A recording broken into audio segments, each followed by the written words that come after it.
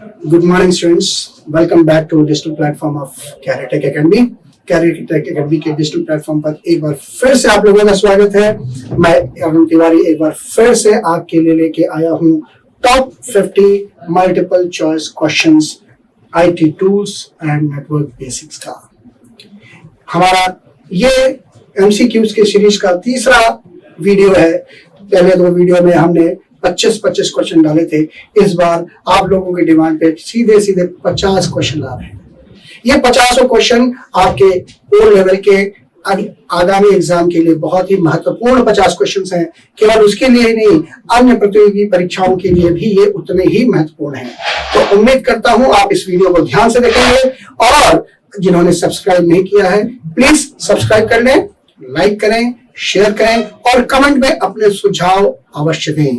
हमें आपके सुझाव हमेशा पसंद है और हम हमेशा रेस्पेक्ट करते हैं कि आप जो सुझाव दें उसको हम अपने अगले वीडियो में भी उस पर कुछ काम कर सकें। ओके, तो चलें हम लोग बिना आपका और समय गवाए, हमारा समय गवाए, हम सीधे क्वेश्चंस पे आते हैं। पहला क्वेश्चन है ARPANET स्टैंड्स फॉर।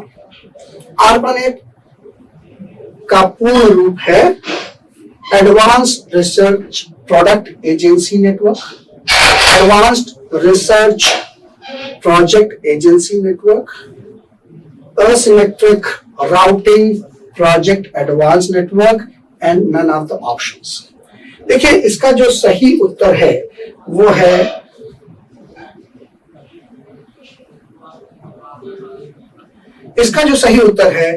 है बी। क्या? Advance research project agency network. ठीक है, ये एडवांस रिसर्च जो नेटवर्क है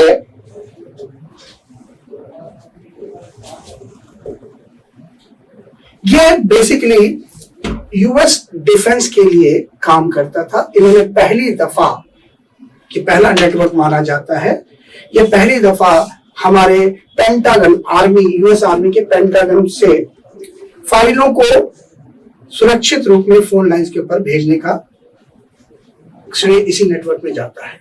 ओके, अगले प्रश्न पे आते हैं। हमारा अगला प्रश्न कहता है each computer connected to internet is called. Internet से जुड़े प्रत्येक कंप्यूटर को क्या कहते हैं? देखिए हमारे इंटरनेट पे जितने भी कंप्यूटर जुड़े हैं वो या तो क्लाइंट है या सर्वर है। ठीक है ना? तो हमारा इसमें सही आंसर क्या होना चाहिए? Client server. ठीक है, client server is the right answer. चले अगले प्रश्न पे। A host on the internet finds another host bye it's. Internet पे एक होस्ट किसके द्वारा दूसरे होस्ट का पता लगाता है? ध्यान रखिए, इंटरनेट पे जो यूनिक आइडेंटिफिकेशन होता है वो होता है आईपी एड्रेस से। आईपी का फुल फॉर्म है इंटरनेट प्रोटोकॉल। यहाँ पे इंटरनेट प्रोटोकॉल एड्रेस से हम किसी भी कंप्यूटर का, किसी भी होस्ट का पता लगाते हैं। तो इसका सही आंसर होना चाहिए उसके आईपी एड्रेस से। Is it clear? चलें अगले प्रश्न पे चलते हैं। Which of the following layer is end-to-end layer? निम्न में से कौन सी लेयर end-to-end लेयर है? ये जो प्रश्न है ये OSI मॉडल के ऊपर बेस्ड है। नेटवर्किंग के OSI, open system interconnect model के ऊपर ये प्रश्न है। तो इसके अंदर हमारे पास 7 लेयर्स होते हैं। APST NDP शॉर्ट फॉर्म याद करने का बहुत ही बढ़िया ट्रिक है। APST NDP, A for application, S for state, T for transport, है? तो वो सारे उसी का ये क्वेश्चन है। तो इसमें जो सही आंसर है वो है ट्रांसपोर्ट लेयर। ट्रांसपोर्ट लेयर जो है इट इज रिस्पॉन्सिबल फॉर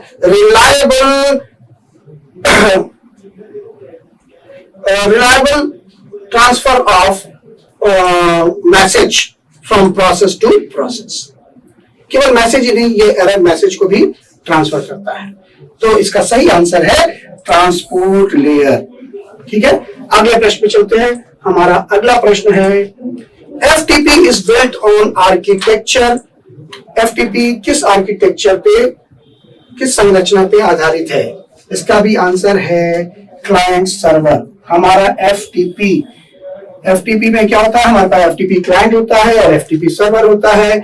हमारे क्लाइंट से हम फाइल को ट्रांसफर करते हैं सर्वर पे, या सर्वर से हम डाउनलोड करते हैं अपने क्लाइंट मशीन पे। तो इसका सही आंसर है क्लाइंट सर्वर। चलें अगले प्रश्न के ऊपर।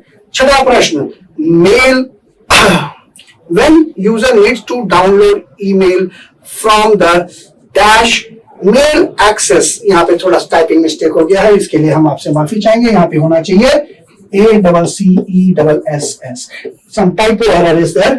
उम्मीद करता हूं आप इसके लिए हमें क्षमा करेंगे। तो mail access with client is started. जब उपयोगकर्ता को डैश से ईमेल डाउनलोड करने की आवश्यकता होती है तो क्लाइंट के साथ मेल एक्सेस आरंभ होता है। हिंदी में बिल्कुल सही है। तो इसका सही आंसर है हमारा क्या? Mail server. तो इसका सही आंसर हो गया मेल सर्वर। ध्यान रखिए, जब भी हम लोग मेल सर्वर से मेल डाउनलोड करते हैं देन ओनली मेल क्लाइंट से एक्सेसिबिलिटी स्टार्ट होती है। चलें अगले प्रश्न के ऊपर चलते हैं। प्रश्न number 7, internet explorer is a type of. Internet explorer एक प्रकार का है। क्या है? सबको पता है, बहुत ही सरल सा प्रश्न है। इंटरनेट एक्सप्लोरर एक ब्राउजर है। ब्राउजर एक ऐसा सॉफ्टवेयर होता है जो आपको अलग अलग वेबसाइट्स को विजिट करने में आपकी मदद करता है। चलिए अगले प्रश्न के ऊपर चलते हैं। हमारा अगला प्रश्न, प्रश्न नंबर 8, which of the following is considered as first web browser. इनमें से कौन सा प्रथम वेब ब्राउजर माना जाता है? तो इसका सही उत्तर है नेक्सस। ध्यान रखिए, टिम बर्नर्स-ली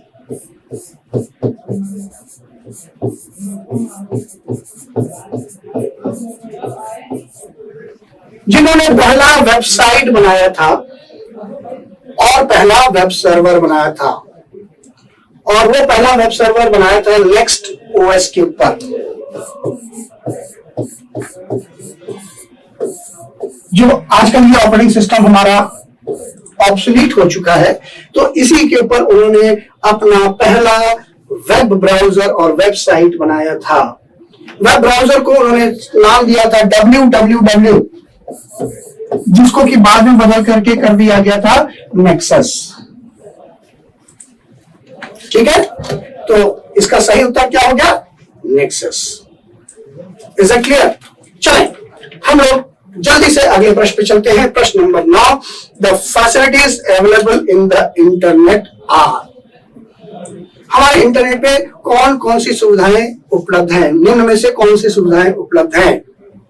पहला इलेक्ट्रॉनिक मेल, दूसरा रिमोट लॉगिन, तीसरा फाइल ट्रांसफर, चौथा वर्ड प्रोसेसिंग। अब आपको पता है वर्ड प्रोसेसिंग एक ऐसा विकल्प है जो वर्ड प्रोसेसिंग पैकेज देता है, इंटरनेट नहीं देता है। तो इसका आंसर होगा पहला, दूसरा और तीसरा। तो हमारे पास विकल्प में दिया है पहला, दूसरा और तीसरा सी में, तो हमारा सही आंसर है 1, 2 एंड 3। Is it clear? चलें अगले प्रश्न पे चलते हैं। प्रश्न नंबर 10। प्रश्न नंबर 10 कहता है which topology is used by FDDI। FDDI द्वारा किस टोपोलॉजी का प्रयोग किया जाता है? FDDI का फुल फॉर्म है fibre distributed data interface. FDDI का फुल फॉर्म क्या है? Fibre distributed data interface. यह एक स्टैंडर्ड है जिसको कि डेटा ट्रांसमिशन इन लैन के लिए लागू किया गया था। बाद में फाइबर ऑप्टिक्स की जगह कॉपर का भी यूज करने लगे, तो इसको नाम दे दिया गया CDDI। CDDI का फुल फॉर्म होता है कॉपर डिस्ट्रीब्यूटेड डेटा इंटरफेस। तो ये टेक्नोलॉजी हमेशा डुअल रिंग टोपोलॉजी यूज करती है। तो इसका सही उत्तर है डुअल रिंग टोपोलॉजी। ठीक है, चलें अगले प्रश्न पे आते हैं। हमारा अगला प्रश्न है प्रश्न नंबर 11।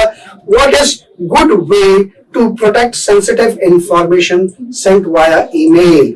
ईमेल द्वारा भेजी गई संवेदनशील जानकारी को सुरक्षित करने का अच्छा तरीका क्या है?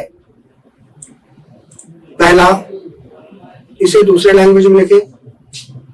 भाई ये तो बहुत ही बेवकूफी वाली बात हो गई, क्या दूसरा लैंग्वेज किसी को नहीं आता होगा? दूसरा, मैसेज को अटैचमेंट में रखें। अगर अटैचमेंट में रखें तो भी तो कोई खोल सकता है, तो ये भी सही नहीं है।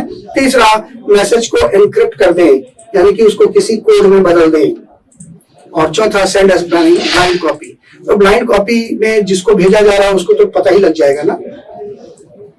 तो इसका सही आंसर है मैसेज को एनक्रिप्ट कर दें, किसी एक कूट भाषा में उसको परिवर्तित कर दें। कूट भाषा में परिवर्तित करने से क्या होगा, रास्ते में अगर कोई उसको हैक भी करता है तो उसका सही अर्थ नहीं जान पाएगा।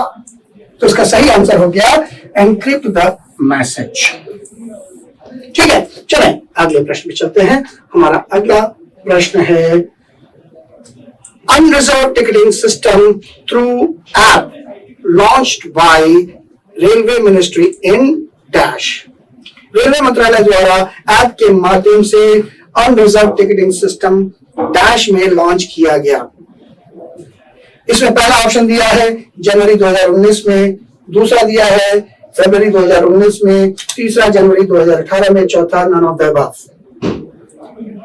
तो देखिए भाई, ये जो टिकटिंग सिस्टम था रेलवे मंत्रालय द्वारा, ये मुंबई के सब अर्बन एरिया के लिए लॉन्च किया गया था कि जितने भी टिकट जो अभी रिजर्व नहीं होते, अनरिजर्व टिकट हैं, जो कि अनरिजर्व टिकटिंग में भी हमें बुकिंग करने की आवश्यकता पड़ती है, तो उसको बेचने की सुविधा के लिए उन्होंने ऐप एक लॉन्च किया था, UTS unreserved ticketing system.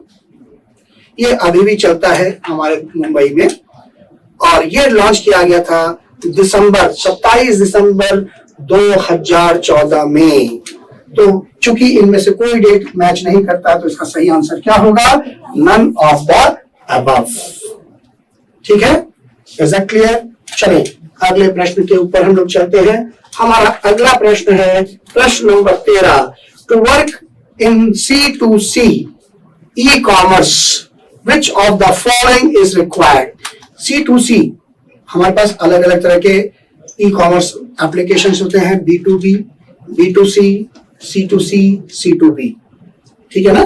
B2B यानी कि बिजनेस टू बिजनेस, B2C यानी business to client, C2B client to business, and C2C client to client. ठीक है? तो इनमें किन चीजों की आवश्यकता होती है, किन आधारभूत संरचनाओं की आवश्यकता होती है? विकल्प के रूप में दिया गया है www वर्ल्ड वाइड वेब, दूसरा है कॉर्पोरेट नेटवर्क, तीसरा है इलेक्ट्रॉनिक डेटा इंटरचेंज मानक, और चौथा है कारोबारों को जोड़ने वाले सुरक्षित इलेक्ट्रॉनिक संचार संपर्क। देखिए, चूंकि हमारा क्लाइंट टू क्लाइंट है, तो इसलिए कॉर्पोरेट नेटवर्क की आवश्यकता नहीं पड़ेगी। हमें वर्ल्ड वाइड वेब यानी कि इंटरनेट की आवश्यकता तो पड़ेगी। हमें EDI इलेक्ट्रॉनिक डेटा इंटरचेंज की आवश्यकता पड़ेगी। कारोबारों को जोड़ना, बिजनेस को, तो B2B नहीं है, तो इसकी भी आवश्यकता नहीं पड़ेगी। तो उसका सही आंसर होगा A एंड C। तो A और C में, हालांकि यहाँ पे हिंदी में यहाँ गलत है, यहाँ पे 1, 2, 3 और 4 होना चाहिए था। तो 1 एंड 3 इसका सही आंसर है, तो C इसका सही आंसर है। ठीक है, चलें अगले प्रश्न के ऊपर चलते हैं। प्रश्न number 14। Which protocol provides email facility among different hosts? कौन सा प्रोटोकॉल विभिन्न होस्ट के बीच ईमेल सुविधा प्रदान करता है? यहाँ पे प्रोटोकॉल की बात हो रही है। हमारे पास FTP file transfer protocol, SMTP simple mail transfer protocol, यही आपका सही आंसर है, simple mail transfer protocol. Simple mail transfer protocol is used for sending messages to mail servers from the email client or from one host to another. तो इसका सही answer होगा SMTP। ठीक है, next, which of the following is not an email server? इनमें से कौन सा ईमेल सर्वर नहीं है? रेडिफ मेल, आपको पता है ये एक ईमेल सर्वर है।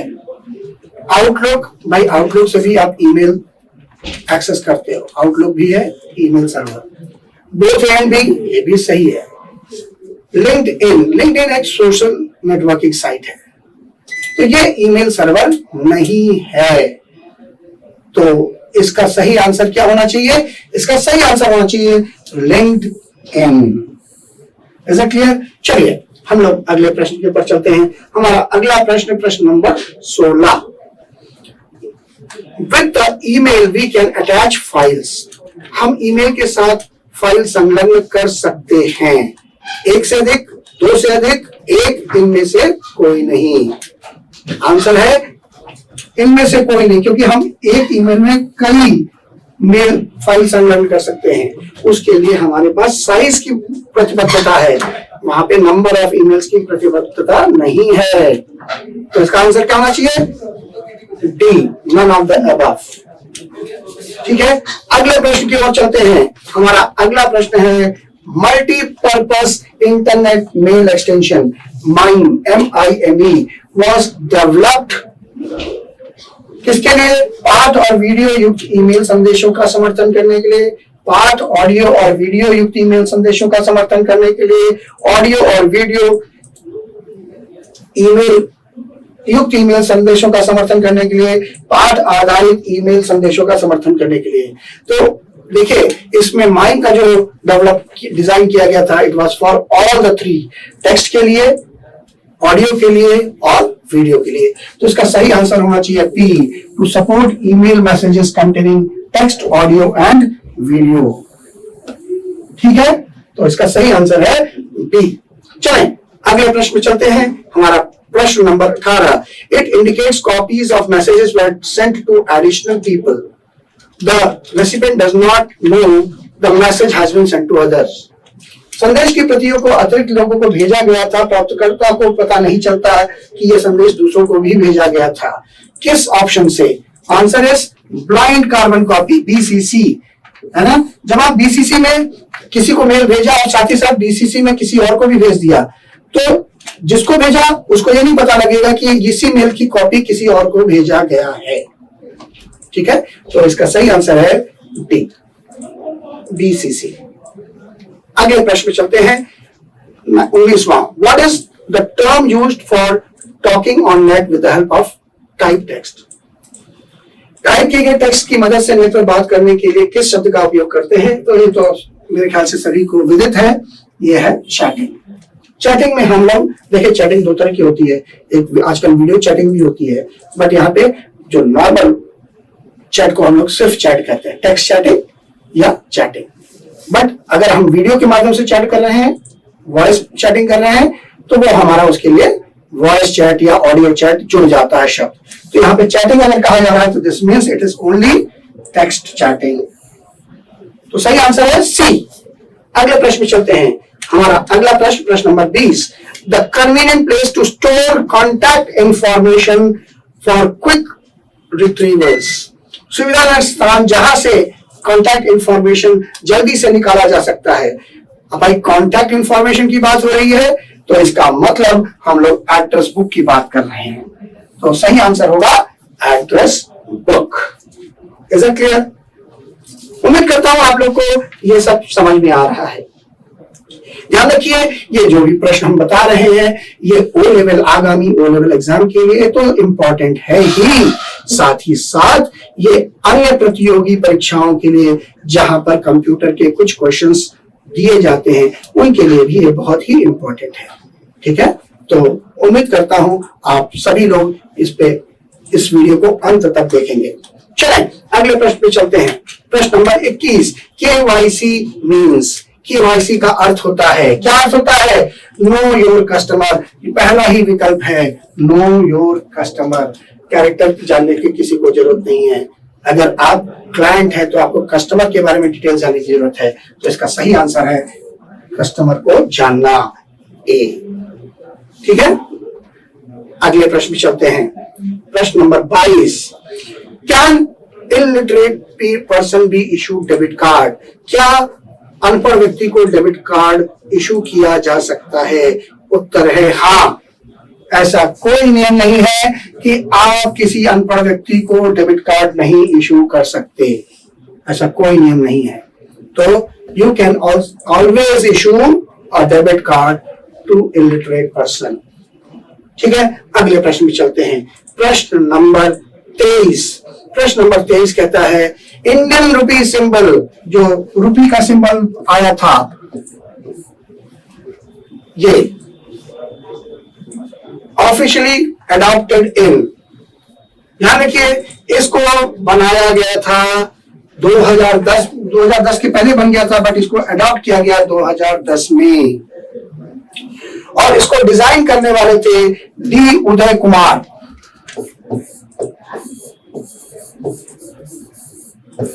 ये अलग से जो हम डिटेल दे रहे हैं, ये कभी कभी कुछ एग्जाम्स में नाम भी पूछ लिया जाता है, तो इसका सही आंसर है, इसको डिजाइन करने वाले कौन थे? डी उदय कुमार, जिन्होंने रुपी का सिंबल बनाया था, भारतीय मुद्रा रुपी का सिंबल बनाया था, 2010 में अडॉप्ट किया गया। चले अगले प्रश्न में चलते हैं। Main security of internet banking is, internet banking का जो मुख्य सुरक्षा है किसके थ्रू होती है? वो होता है पासवर्ड। देखिए, यूजर नेम और एड्रेस सबको पता होगा, मोबाइल नंबर सबको पता होगा, बट पासवर्ड सबको पता नहीं होगा। तो ये पासवर्ड ही हमारा सुरक्षा का मुख्य स्रोत है इंटरनेट पे। अगले प्रश्न में चलते हैं। प्रश्न नंबर 25। Through dash app you can transfer the money but you can not do any payments as bill और शॉपिंग। निम्नलिखित में से किस ऐप से आप मनी ट्रांसफर तो कर सकते हैं, हाँ, बट बिल के समय उसका पेमेंट नहीं करते हैं, उससे शॉपिंग नहीं कर सकते हैं? तो इसका सही आंसर है भीम। एटीएम से कर सकते हैं, तो इसका सही आंसर होगा भीम। ठीक है ना? तो अगले प्रश्न पे चला जाए। हमारा अगला प्रश्न, प्रश्न number 26। Which mobile wallet does not permit cash withdrawal? इनमें से कौन सा mobile wallet cash withdrawal permit नहीं करता? देखिए, हमारे पास 4 तरह के ई वॉलेट्स होते हैं। पहला ओपन, दूसरा सेमी ओपन, तीसरा सेमी क्लोज्ड और चौथा है क्लोज्ड। ध्यान रखें, ओपन वॉलेट से हम कैश ट्रांसफर भी कर सकते हैं, एटीएम पे जाकर के, बैंक में जाकर के, जैसे आपका वोडाफोन वालों का था, आईसीआईसी बैंक वालों का है। ये ई वॉलेट जो इसके बने हैं, ये सब क्या है? हमारे ओपन वॉलेट्स हैं। हमारा सेमी ओपन, जहां पर किसी भी संस्था द्वारा समर्थित, जहां जहां भी उसका समर्थन होगा, वहां पे आप कैश विड्रॉल कर सकते हैं, पेमेंट्स कर सकते हैं, बट बाकी जिससे जहां पे समर्थन नहीं है वहां पे आप कैश विड्रॉल नहीं कर सकते। ठीक है, तो ये हमारा हो गया सेमी ओपन। तीसरा है सेमी क्लोज्ड, यहां पर आप पेमेंट कर सकते हैं बट कैश विड्रॉल नहीं कर सकते किसी भी कीमत में, तो ये हो गया सेमी क्लोज्ड। और क्लोज्ड वाला जो होता है चौथा, वो होता है कुछ संस्थाओं द्वारा कुछ मनी रिजर्व में एज ए सिक्योरिटी रख लिया जाता है, जिससे कि जैसे आप कुछ बिजनेस लोग करते क्या है कि सामान रिटर्न होने की स्थिति में वो लोग अपना कुछ पैसा दबा के रखते हैं, तो वो हमारा क्या है? That is through closed wallets. Business to business में ये ज्यादा यूज होता है, क्लोज्ड वॉलेट्स। ठीक है, तो ये हमारे पास 4 ऑप्शन है, तो इसका सही आंसर है सेमी क्लोज्ड वॉलेट। ठीक है, नेक्स्ट अगला आईएफएससी कोड इज, ये हमारा जो आईएफएससी कोड होता है ये 11 अंकों का होता है, इस हिसाब से ये हमारा सही है। ये इंडियन फाइनेंशियल सिस्टम कोड है, इसका फुल फॉर्म भी सही है, बोथ ए एंड बी, यानी कि ये दोनों सही है, नन हो नहीं सकता, तो सही आंसर होगा बोथ ए एंड बी, तो दोनों ए और बी। ठीक है, इज दैट क्लियर? अगले प्रश्न पे चलते हैं। यूटीआर, यूटीआर का फुल फॉर्म होता है यूटीआर का फुल फॉर्म होता है यूनिक ट्रांजैक्शन रेफरेंस, तो इस हिसाब से हमारा पहला ही विकल्प सही है, यूनिक ट्रांजैक्शन रेफरेंस। ठीक है, नेक्स्ट क्वेश्चन पे चलते हैं। प्रश्न number 29, the full form of DFT. DFT का फुल फॉर्म क्या है? देखिए, डीएफटी का फुल फॉर्म है डायनेमिक फाइनेंशियल टूल्स। ठीक है, तो इसका पहला सही आंसर है डायनेमिक फाइनेंशियल टूल्स। अगले प्रश्न में चलते हैं, what is validity period of cheque. हमारे चेक की वैध अवधि क्या होती है, वैधता अवधि क्या होती है? अगर आपने चेक इशू किया है तो उस पर जो डेट पड़ी है उस डेट से 3 महीने तक की होती है।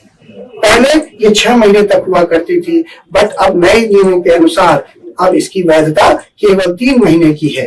तो हमारा सही विकल्प है 3 months from the date of issue, जारी करने की तारीख से 3 महीने तक की।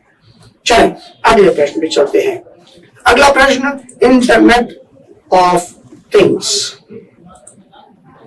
इंटरनेट ऑफ थिंग्स, IoT जिसे हम लोग शॉर्ट में कहते हैं, ये इसमें क्या क्या इंक्लूडेड है, क्या क्या शामिल है? इसमें दिया है पहला सॉफ्टवेयर, दूसरा है सेंसर्स एंड एक्चुएटर्स, तीसरा है वाईफाई टेक्निक्स और चौथा है ऑल ऑफ द अबव।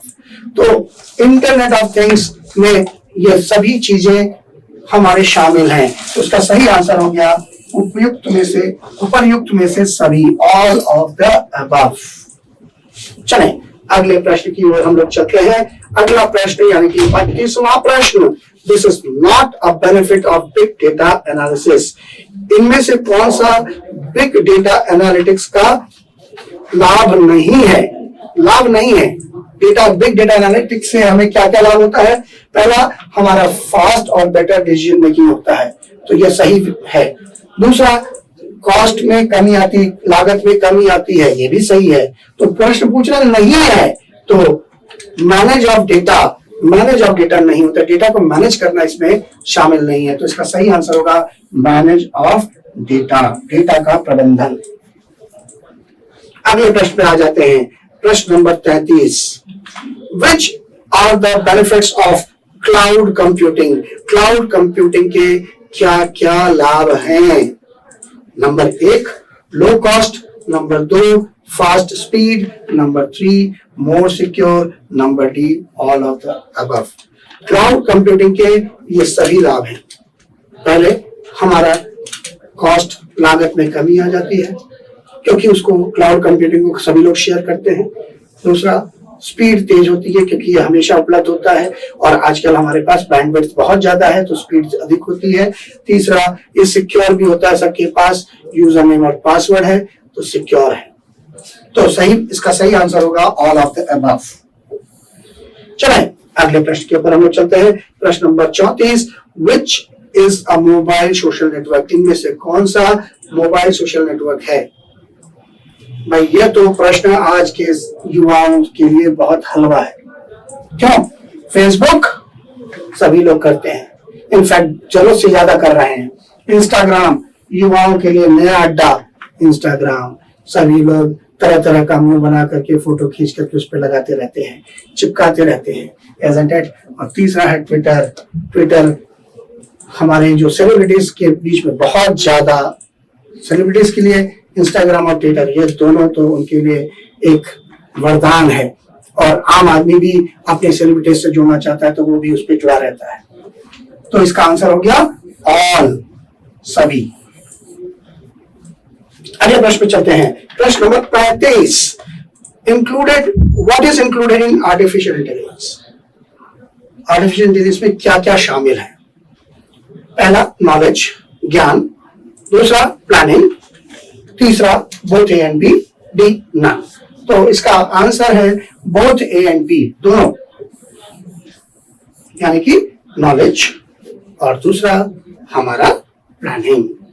अगले प्रश्न में चलते हैं। प्रश्न number 36, for secure electronic data interchange EDI, transmission on internet we used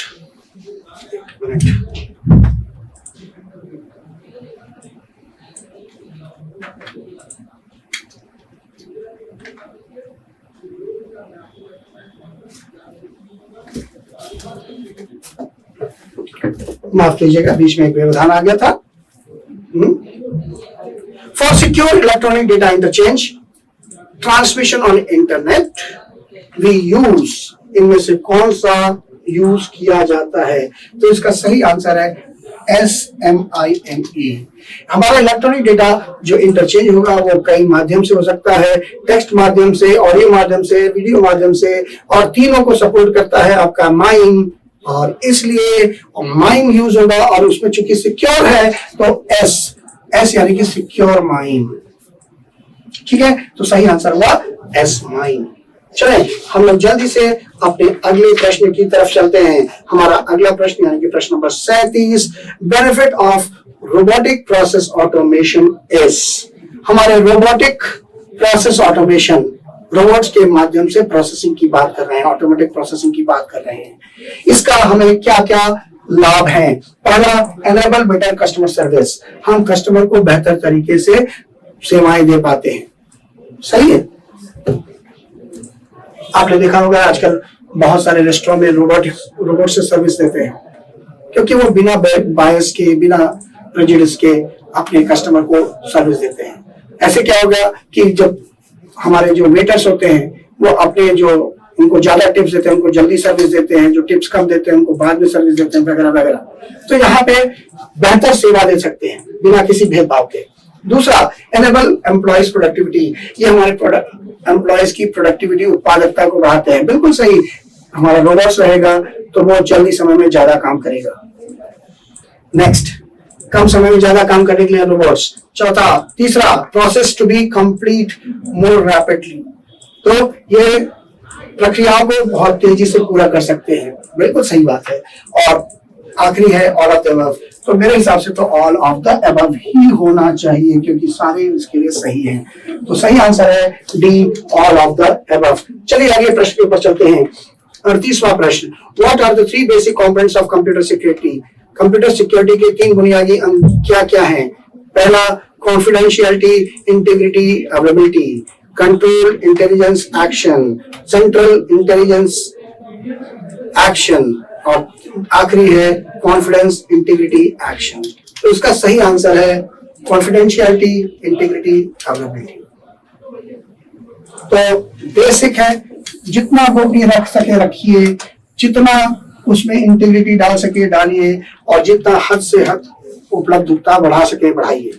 that is the 3 basic components of security. अगले प्रश्न पे चलते हैं। अगला प्रश्न है, what is a smart factory? Smart factory क्या है? स्मार्ट फैक्ट्री जहां पे हमारा मानव हस्तक्षेप कम से कम हो, है ना, वो कम से कम हस्तक्षेप करके, मानव का हस्तक्षेप ले करके अपना काम करता हो।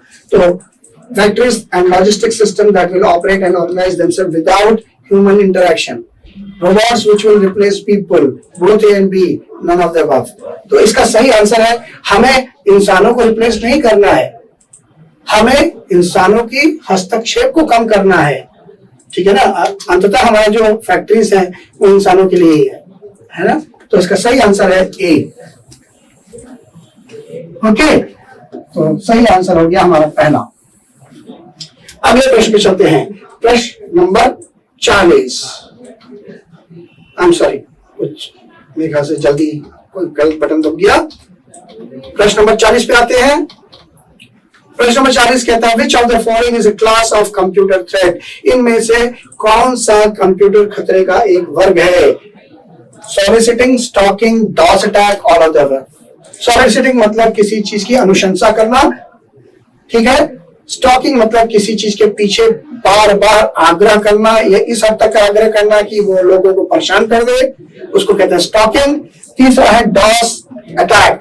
डॉस अटैक का फुल फॉर्म है डिनायल ऑफ सर्विस अटैक, यानी कि लोगों को, आपके सर्वर को ही बंद कर दे जिससे कि किसी को सेवाएं उपलब्ध ना हो। और चौथा ऑल ऑफ द अबव। इसका सही आंसर है सी, डॉस अटैक। ये खतरा नहीं है, ये खतरा नहीं है, बट ये खतरा है। हम ऐसा वायरस बना सकते हैं कि आपके सर्वर को बार बार बंद कर दे, तो क्या होगा? हमें सर्विस जिसको मिलना चाहिए उसको नहीं मिलेगा, तो ये खतरा है। चलिए अगले प्रश्न पे चलते हैं। प्रश्न नंबर 41। प्रश्न नंबर 41 कहता है, Which of the following shortcut is used to open a new file? इनमें से कौन सा शॉर्टकट हम यूज करते हैं नया फाइल ओपन करने के लिए? तो मेरे ख्याल से ये सभी को पता है, control N. Control N is the shortcut for opening a new file. अगले प्रश्न पे चलते हैं. प्रश्न number 42. Non impact printer, non impact based printing device is. Non impact आधारित प्रिंटिंग डिवाइस कौन सा है? देखिए डॉट मैट्रिक्स हमारा कैसा है, यहाँ पे मैट्रिक्स होना चाहिए. ठीक है, ये हमारा क्या है, ये इम्पैक्ट है. स्कैनर प्रिंटर है ही नहीं तो इसकी बात ही ना करें. लेजर प्रिंटर, हाँ लेजर प्रिंटर में कोई इम्पैक्ट नहीं होता, तो इसका सही आंसर है लेजर प्रिंटर. ठीक है ना, तो सही आंसर हो गया सी, लेजर प्रिंटर. अगले प्रश्न पे चलते हैं. The internet is owned by. Internet का मालिक कौन है? तो बहुत सिंपल से शब्दों में डाल लीजिए, ध्यान में एकदम दिमाग में रख लीजिए, डाल लीजिए. क्या इंटरनेट किसी का नहीं है और इंटरनेट सबका है. Internet is not owned by anyone and internet is owned by everyone. हमारा भी है, आपका भी है, सबका है. तो इंटरनेट को रख रखाव करने के लिए एजेंसीज बनी है. IAB उसके स्टैंडर्ड्स को तय करता है. IETF internet engineering task force, ये आपके मेंटेनेंस के लिए बना है. बट ये मेंटेनेंस के लिए बना है इसका मतलब नहीं है कि वो उसके मालिक है. इंटरनेट किसी का नहीं है, सबका है. हम लोग सिर्फ उसकी सेवाओं को यूज करने के लिए टैरिफ देते हैं, उसका खर्च देते हैं, उसका किराया देते हैं. राइट, तो इसका सही आंसर है नो वन, कोई नहीं. Question number 44. While sending a file or message on the net, it is divided into small parts known as. जब कोई मैसेज या फाइल को इंटरनेट पे भेजा जाता है, नेट पर फाइल या संदेश भेजने के लिए इसे बहुत छोटे भागों में विभाजित किया जाता है, जिसे कहते हैं क्या? पैकेट. ठीक है, इन छोटे छोटे पार्ट्स को हम लोग कहते हैं पैकेट्स. Next, MIS. MIS का फुल फॉर्म मेरे ख्याल से अब तो सर्वविदित है, मैनेजमेंट इंफॉर्मेशन सिस्टम. तो इसका सही आंसर है मैनेजमेंट इंफॉर्मेशन सिस्टम. जल्दी से अगले प्रश्न की तरफ हम लोग बढ़ जाते हैं. हमारा अगला प्रश्न है प्रश्न number 46. What does an electronic spreadsheet consist of? हमारा इलेक्ट्रॉनिक स्प्रेडशीट किन चीजों से मिलकर बना होता है? सबको पता है, इसमें रोज होते हैं, कॉलम्स होते हैं, सेल्स होते हैं. तो मेरे ख्याल से रोज भी है, कॉलम्स भी है, सेल्स भी है, तो सही उत्तर हो गया ऑल ऑफ द अबव, उपरोक्त सभी. चलिए अगले प्रश्न में चलते हैं. अगला प्रश्न, प्रश्न number 47. Which of the following file extension does not include a graphics file? इनमें से कौन सा एक्सटेंशन ग्राफिक फाइलों को इंगित नहीं करता है? नहीं करता है. तो आपको पता है हमारे इमेज फॉर्मेट्स कई सारे हैं, जैसे .gif है, .png है, .jpeg है, .bmp है. आपको पता है .doc है हमारा किसके लिए? डॉक्यूमेंट्स के लिए. तो ये इमेज नहीं होता है, बाकी सब है. तो इसका सही आंसर हो गया DOC. ठीक है, समझ में आया? अगले प्रश्न पे चलते हैं. हमारा अगला प्रश्न, प्रश्न number 48. Who made the first website and first web browser? पहला वेबसाइट और पहला वेब ब्राउजर बनाने वाला व्यक्ति कौन था? अभी हमने शायद किसी प्रश्न के उत्तर में बताया था, टिम बर्नर्स-ली, जिन्होंने पहला वेबसाइट बनाया था और पहला वेब ब्राउजर भी बनाया था. उस वेब ब्राउजर का नाम था नेक्सस. पहले तो www नाम रखा गया था, बाद में उसका नाम हो गया था नेक्सस. तो ये हमारा सही उत्तर है टिम बर्नर्स-ली. अगले प्रश्न पे चलते हैं. What type of software is Linux? Linux किस प्रकार का सॉफ्टवेयर है? सबको पता है, it is an operating system. सबको पता ना हो, आपको तो जरूर पता है, पता होना ही चाहिए. लिनक्स क्या है? आज के तारीख में one of the most popular operating system है, वह है Linux. It is free source, open source. Open source है, कहीं से भी आप इसको डाउनलोड कर सकते हैं. अगले प्रश्न में चलते हैं. हमारा आखिरी प्रश्न, SQL स्टैंड्स फॉर. SQL का फुल फॉर्म क्या है? सब लोग जान लीजिए, एसक्यूएल का फुल फॉर्म है स्ट्रक्चर्ड क्वेरी लैंग्वेज, ठीक है। और इसको पढ़ा जाता है सीक्वल, लिखा जाता है एसक्यूएल, पढ़ा जाता है सीक्वल, ओके। तो इसका सही आंसर है स्ट्रक्चर्ड क्वेरी लैंग्वेज बी। तो इसके साथ ही हमारे 50 प्रश्न पूरे होते हैं। तो हम उम्मीद करते हैं आपको यह वीडियो अच्छा लगा होगा। एक बार इसको फिर से देखिएगा और अगर अच्छा लगे तो लाइक अवश्य कर दीजिएगा। हमारा आपसे आग्रह है कि इस वेबसाइट को आप लोग अपना प्यार दें, इसको सब्सक्राइब करें, जिससे कि हम प्रेरित होते रहेंगे आपके लिए ऐसे ही बढ़िया बढ़िया MCQ और अलग तरह के प्रश्न आपके सामने प्रस्तुत करने के लिए। धन्यवाद। जय हिंद, जय भारत।